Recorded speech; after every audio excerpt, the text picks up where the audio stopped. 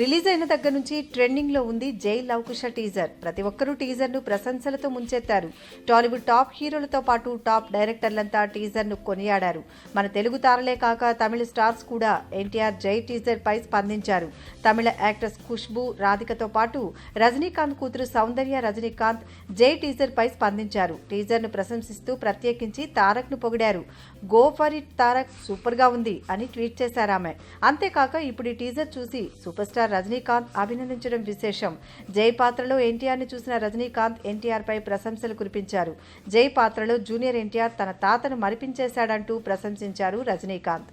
గతంలో ఎన్టీఆర్ గారు కూడా రావణాసురుడి పాత్రలో ప్రేక్షకులను మెప్పించారని గుర్తుకు చేసుకున్నారు. ఇప్పుడు జూనియర్ ఎన్టీఆర్ కూడా నెగిటివ్ రోల్ అయిన జై పాత్రలో ఆయన్ని గుర్తు చేస్తున్నారని తెలిపారు. ఇక జై టీజర్తోనే ఇన్ని ప్రశంసలు తెచ్చుకునే ఎన్టీఆర్ మిగతా 2 పాత్రలు ఎలా ఉండబోతున్నాయని అభిమానులు ఎంతగానో ఎదురుచూస్తున్నారు. Thanks for watching. For more interesting updates, don't forget to subscribe Filmy Looks.